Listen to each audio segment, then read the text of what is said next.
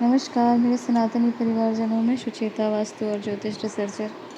आज हमारा विषय बहुत महत्वपूर्ण है। आज हम बेसिक वैदिक न्यूमरोलॉजी की बात करेंगे, वैदिक सनातनी ज्योतिष की बात करेंगे। और ये बहुत महत्वपूर्ण इसलिए है क्योंकि अगर आप ज्योतिष, वास्तु, अंक विज्ञान आदि के बारे में जानना चाहते हैं, तो आपको कहीं भी वैदिक सनातनी ज्योतिष के ऊपर कहीं कोई पुस्तक नहीं मिलेगी।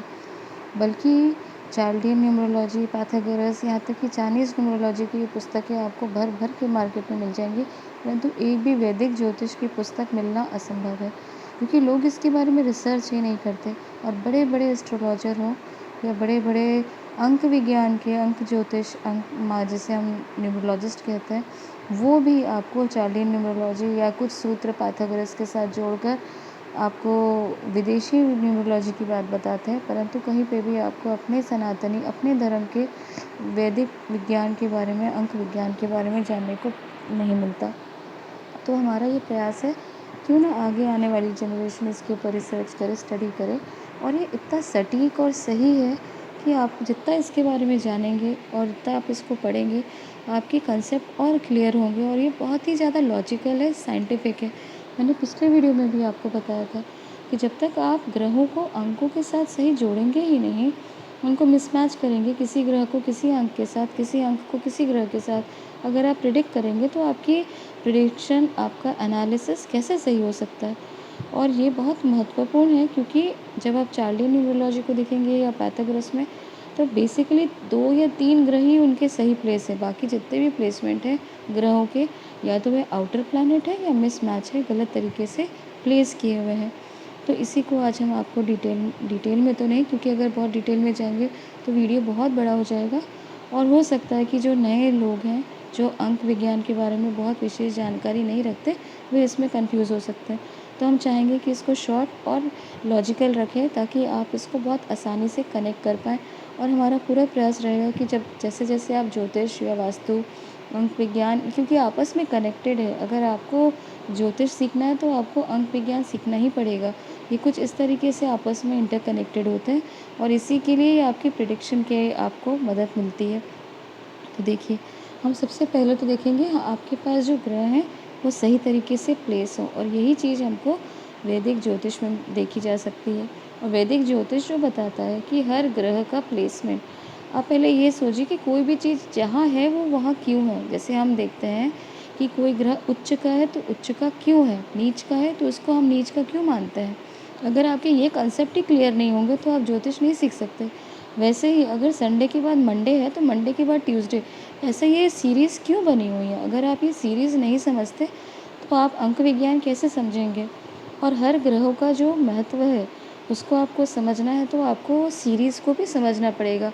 और इसको बहुत तरीके से समझाया जा सकता है, परंतु हम आपको बहुत शॉर्ट में, बहुत आसान तरीके से समझाने का प्रयास करेंगे, जो आप इजीली कनेक्ट कर पाएँ। आप अपनी लाइफ में जो आजू बाजू देखते हैं, तो सबसे पहले ये देखना बहुत आवश्यक है कि संडे हम अपना कोई भी आप कैलेंडर देखें, जॉर्जियन कैलेंडर या जिसको हम इंग्लिश कैलेंडर कहते हैं, कई लोग इसे गॉर्गियन कैलेंडर भी कहते हैं। कहने का ये है कि प्रोनाउंसिएशन आप कैसे भी करें, परंतु आप अपने पंचांग उठा के देख सकते हैं घर में, जो भी आपके पास में हो, या कोई भी कैलेंडर आपके घर पे होगा, पंचांग कैलेंडर जो भी होगा आप देखें। सबसे पहले जो होता है वो हम मानते हैं सूर्य को, सन को, क्योंकि सोलर सिस्टम ही सूर्य का है, राजा है सूर्य। तो सबसे नंबर 1 जो नंबर आएगा वो है सूर्य का, और अंक, इसलिए सबसे पहला अंक सूर्य का अंक माना जाता है। और सूर्य जो देवता है, जैसे आप नक्षत्रों में भी देखें, कॉन्स्टलेशन में भी आप जब स्टडी करेंगे, जो पहला नक्षत्र है वो नक्षत्र क्यों है पहला। जैसे हम मानते हैं, अगर आप सीरीज़ देखें 27 नक्षत्रों की सीरीज़ में, तो अश्विनी को हम पहला नक्षत्र मानते हैं। अश्विनी पहले नक्षत्र इसीलिए है क्योंकि सूर्य वहाँ एग्जॉल्टेड है। और यही अगर आप साइंस में देखें, कौन कौन सा नक्षत्र पहला, दूसरा, तीसरा किस लिए, कैसे प्लेस्ड है, क्यों प्लेस है, इसके बहुत तरीके हैं, बहुत सारे तरीके से आप इसको समझ सकते हैं। परंतु हम जब वापस अपने अगर न्यूमरोलॉजी की बात करें, अंक विज्ञान की बात करें, तो सबसे इम्पॉर्टेंट हम देखते हैं कि सूर्य ग्रहों के राजा हैं, इसलिए हमेशा ये नंबर 1 है। और जो सीरीज़ बनी है नंबर 1, नंबर 2, जो ये सोमवार, मंगलवार, बुधवार, गुरुवार, भले हमने अपना जो ब्रिटिश जो परतंत्रता जिसे हम कहते हैं, फ्रीडम स्ट्रगल के समय हम देखते हैं कि हमारा पहला दिन चंद्रमा के साथ शुरू किया, परंतु ऐसा नहीं था। जो हमारा सिस्टम, वर्किंग सिस्टम था, वो काफ़ी अलग था। तो इसको हमारे जैसे परतंत्रता की सोच के साथ में हमें चंद्रमा के साथ हमारा दिन प्रारंभ, जो हम हफ्ता प्रारंभ करते हैं, वैसा हमारे प्राचीन सनातन विज्ञान में हम ऐसा नहीं देख पाते, अपने प्राचीन इतिहास में ऐसा हम नहीं देख पाते। तो अब हम समझते हैं कि सोमवार, मंगलवार जो हम देखते हैं, संडे, मंडे, ट्यूसडे, वेडनेसडे, तो संडे तो हम मैंने जैसे बताया कि सोलर सिस्टम राजा हैं सूर्यदेव, इसलिए नंबर 1 इनमें माना जाता है। और दूसरा ये कारण है क्योंकि जब सूर्य उदय होता है तो सबसे जो हम होरा मानते हैं, होरा में जो ग्रह सबसे पहले सूर्य उदय के समय होता है, उसी के अनुसार से उस दिन का नाम रखा जाता है। वैसे ही सोमवार, जो होरा था, सोमवार के दिन सूर्योदय के समय जो होरा का ग्रह कौन सा है, सोम है। सोम अर्थात चंद्रमा, इसीलिए इसे हम मंडे मानते हैं। तो ये एक कारण है कि जो सीरीज़ ऑफ जो वीक है, डेज ऑफ द वीक, इसलिए आपको आप समझ सकते हैं कि इस तरीके से होरा के कारण इनको एक के बाद एक प्लेस किया गया। दूसरा बहुत इम्पॉर्टेंट कारण है, अब आप इनकी हायरार्की देखें। देखिए, जैसे कि मेरे पास पंचांग है अपने गुरुजी का, आप भी अपने पंचांग निकाल के देखिए। जो इस पंचांग में आप देख सकते हैं संडे, मंडे, तो जैसे मैंने बताया कि सूर्य सोलर सिस्टम के राजा हैं, इसलिए नंबर 1 पिता का कारक है और आत्मा का कारक माने जाते हैं ज्योतिष के अनुसार। इसीलिए हम इनको नंबर 1, क्योंकि जो आत्मा यूनिवर्सली, तो हम आपका ही हो सकता है कंफ्यूज हैं आत्मा के कारक, क्योंकि ज्योतिष में हाईएस्ट डिग्री होता है, उसे हमें आत्मा का कारक मानते हैं, परंतु यूनिवर्सली हम सूर्य देव को ही आत्मा का कारक मानते हैं। तो इसलिए हम इनको सबसे इम्पोर्टेंट स्थान देते हैं। दूसरा, सोमवार, सोमवार चंद्रमा अर्थात मन का कारक, माँ। अब यहाँ पे हम इसको माता के साथ जोड़कर देखते हैं, मन के साथ। जब शरीर के बाद हमारा मन का स्थान होता है, इसीलिए हम सेकंड स्थान में चंद्रमा को रखते हैं। मन और हमारे आंतरिक जो विचार हैं, इसीलिए हम इसको सेकंड हाउस में रखें। अब थर्ड हाउस कौन सा आता है, मंगलवार। मंगल बल का कारक है, भाई बहन का कारक है। देखिए, माता पिता के बाद हम किसको रिकॉग्नाइज़ करते हैं, अपने भाई बहन को। तो मंगल से आप हमेशा ज्योतिष में अपने भाई बहन को, इसको मंगल से ही भाई बहन रिप्रेजेंट किया जाता है। तो मंगल की स्थिति को हम यहाँ पे थर्ड हाउस के साथ में देखते हैं। उसके बाद भाई बहन के साथ में बल का कारक, क्योंकि जैसे जैसे आप बड़े होते हैं, आपको चलना, सीखना, बात करना, यह आपकी शक्ति का, बल का कारक भी मंगल होता है। उसके बाद फोर्थ है बुध, बुद्धि का। ये अंक के साथ जोड़ के समझिए ना आप, जैसे मैं आपको सीरीज समझाती जा रही हूँ, क्योंकि जब आप अंकों के साथ जोड़ेंगे तो ये आपको सही रिजल्ट मिलेगा। चौथा अंक होता है बुद्धि का, बुद्ध का, और इसीलिए बुद्ध से बुद्धि का जो है नाम रखा गया। वाणी और ट्रांजैक्शन, कम्युनिकेशन, बैंकिंग सिस्टम।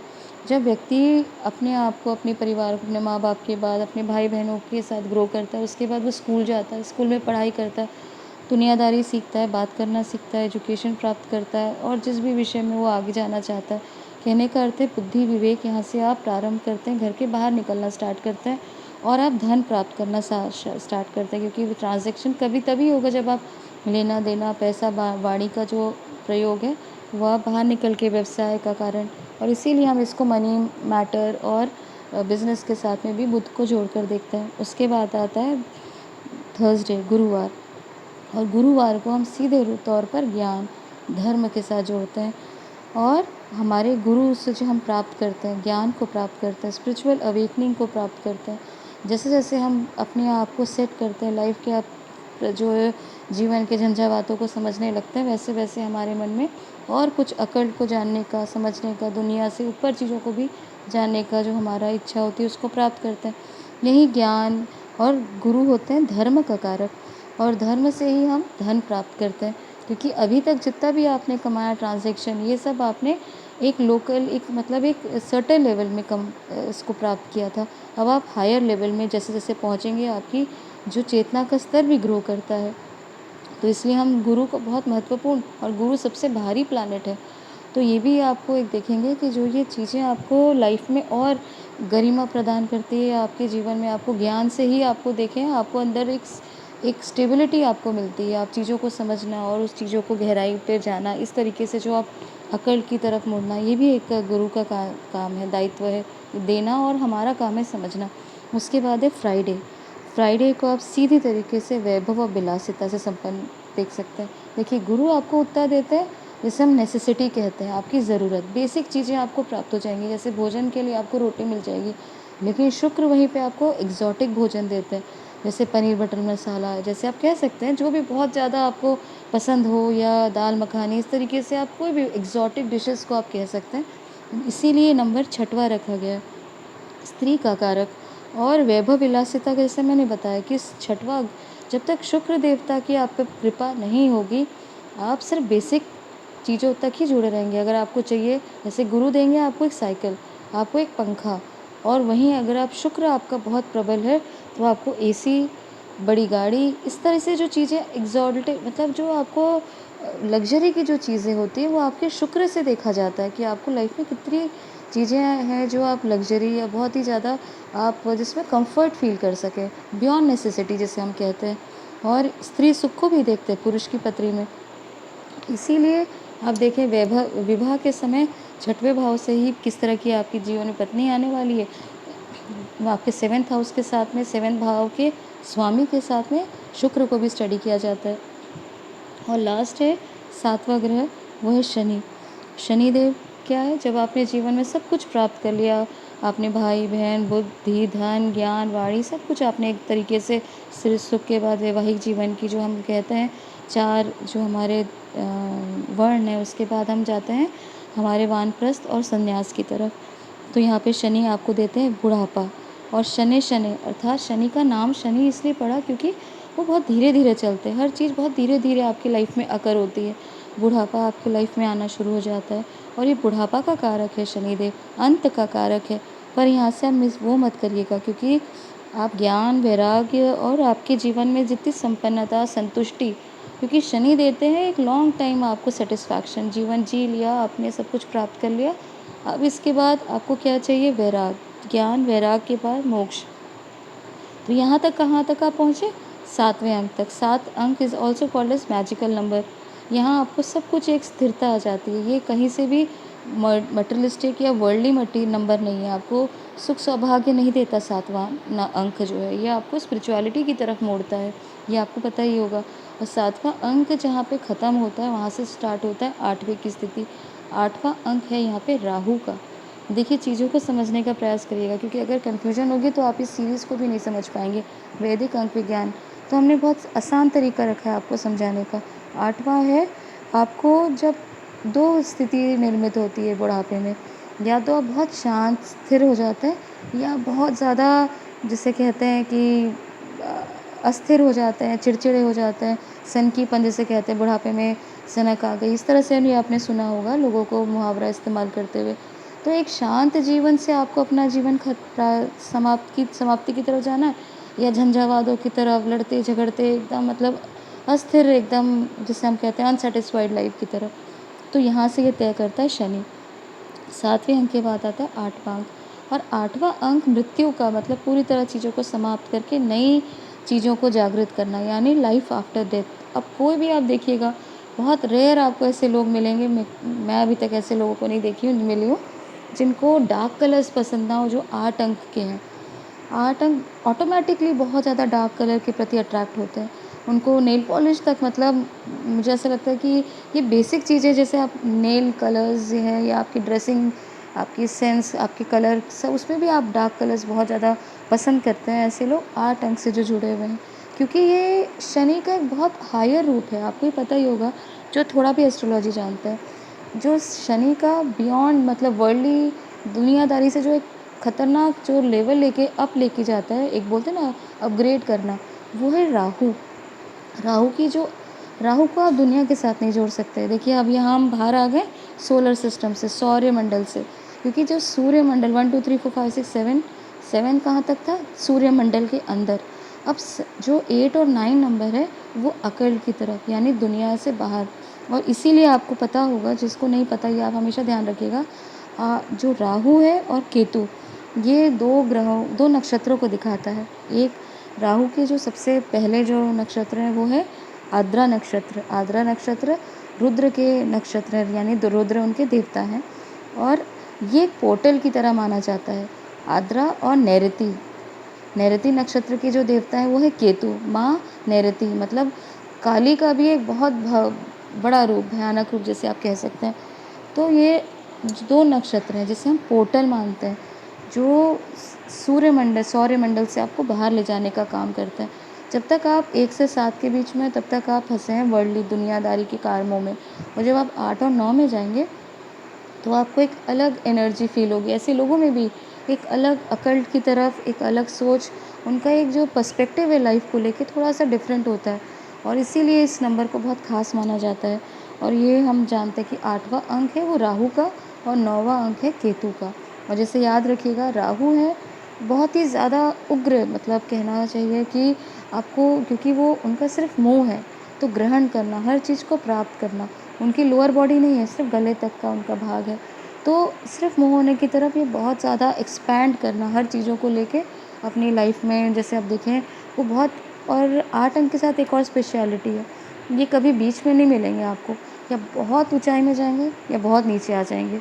ये स्विंग करता है, ये कभी लाइफ़ में आपको एक मिडल वे में नहीं भी दिखेंगे कि हाँ, मिडल क्लास एक व्यक्ति 8 अंक का बहुत ज़्यादा कम मिलता है। वो उसकी सोच बहुत हाई होगी, या बहुत ज़्यादा अलग ही विचारधारा होगी, अलग एकदम नीची सोच होगी। मतलब कहने का ये है कि ये बिल्कुल ही अलग लेवल में ट्रांज़िट करता है। उसके बाद जैसे मैंने बताया कि 9वां अंक केतु का है, माँ निरति का है, और ये अंक जो है ये मोक्ष और मुक्ति की तरफ ले जाता है। क्योंकि जब आपने सब कुछ प्राप्त कर लिया, शनि के एक हायर लेवल को सीख लिया, यानी वैराग्य की उच्चतम परिस्थिति को भी आपने जब अपने जीवन को प्राप्त कर लिया, तो हम गोचर करते हैं, मूव करते हैं 9वें अंक के साथ, और वो 9वां अंक है मुक्ति और वैराग का। बिल्कुल वैराग के बाद जो मुक्ति, या जैसे हम कह सकते हैं मोक्ष का, ये अंक होता है 9। और इसीलिए आप देखिएगा ऐसे लोग जनरली चितकबरे कलर पसंद करते हैं, क्योंकि ये जो नंबर है, मैं एक आपको अगले वीडियो में बताऊंगी कि चितकबरे यानी बिल्कुल कैरम, जैसे कहते हैं कि चेस बोर्ड में जो कलर्स हैं, इस तरीके से कलर्स इनको बहुत पसंद आते हैं। और क्यों आते हैं, इसका भी रीज़न है कि ये कलर्स हम हर मंदिर में जाके देखें, आप किसी भी गायत्री मंदिर में जाएं, देवी मंदिर में जाएं, यहाँ तक कि आप रोम के चर्च में भी जाएं, जैसे आप अभी इसको गूगल कर सकते हैं, रोम का जो सबसे पुराना चर्च है वहाँ पे भी जाएं तो आपको चेस बोर्ड का पैटर्न दिखता है, और ये नंबर होता है 9 अंक का, ये कलर होता है 9 अंक का। तो ये चीज़ें आपको थोड़ा-सा और असेंड करने के लिए, समझने के लिए मदद करती है चीज़ों को। और अंकों के अनुसार भी आप लोगों को जो प्रेडिक्ट करता है, या आप ज्योतिष या वास्तु के अनुसार भी इस अंक को आप जोड़कर प्रेडिक्शन कर सकते हैं। वास्तु के अनुसार कैसे, तो वो हम आपको आगे बताएँगे, क्योंकि जैसे-जैसे आप इस विज्ञान को समझेंगे, आप देखेंगे कि ये बहुत ज़्यादा रिलेटेबल है। आप एक वास्तु को पकड़ेंगे और ज्योतिष को नहीं समझेंगे, या ज्योतिष को समझेंगे ग्रह, नक्षत्र, रंग और ये सब चीज़ें नहीं पढ़ेंगे, जड़ी बूटी, क्रिस्टल, तो आपको ये पूरा ओवरऑल कुछ चीज़ें आपके लिए कन्फ्यूजन पैदा करेगी। कहने का अर्थ है कि ये सब कुछ हार्मनी में है। जैसे कि आप देखते हैं पाश्चात्य संस्कृति में जो एजुकेशन सिस्टम है, वो हर चीज़ को तोड़-तोड़ के बताना, कि अगर आपको डॉक्टर के पास भी जाना है तो नाक का अलग डॉक्टर, का बॉडी के लिए, हर पार्ट के लिए एक अलग डॉक्टर। लेकिन वहीं आप किसी पुराने वैदिक वेद के पास जाते हैं, तो एक ही वेद आपकी पूरी बॉडी का इलाज करने की ताकत रखता है। वैसे ही एस्ट्रोलॉजी में भी है। एक एस्ट्रोलॉजी में अगर आपने प्रवेश किया, वैदिक ज्योतिष सीख लिया, तो आपको पूरी चीज़ें आपको आनी पड़ेंगी, क्योंकि सब कुछ आपस में इंटरलिंक्ड है, इंटरकनेक्टेड है, और सप्लीमेंट है एक दूसरे के लिए। क्योंकि जैसे कि आप कहते हैं कि कोई चीज़ को समझना है तो दूसरा आपको बेस चाहिए, ये बेस है बाकी चीज़ों को, बाकी सब्जेक्ट्स को या शास्त्र को समझने का। और मुझे लगता है ये चीज़ें आपको समझ में आई होगी। बेसिक चीज़ें आप इसको थोड़ा चिंतन करिएगा, इसमें मनन करिएगा, और कहीं कन्फ्यूजन हो तो आप मुझे कमेंट करके और इसके बारे में पूछ सकते हैं। मैंने प्रयास किया आपको थोड़ा बेसिक समझाने का, एक छोटे से उदाहरण के माध्यम से। तो मुझे लगता है कि आपने इसको थोड़ा बहुत क्लियर, अगर आपको नहीं हुआ होगा तो मैं आपको आगे और इसकी डिटेल जो है अंक विज्ञान के बारे में बताने का प्रयास करूँगी। कि जब तक आप ग्रह नक्षत्रों को ही नहीं कनेक्ट कर पाएंगे, तो इसकी आगे की प्रिडिक्शन, आगे के सूत्र आपके लिए समझना काफ़ी डिफ़िकल्ट हो सकता है। तो मुझे लगता है ये जानकारी यहीं तक। अगली जानकारी के लिए आप हमारे चैनल को ज़रूर सब्सक्राइब करें। धन्यवाद।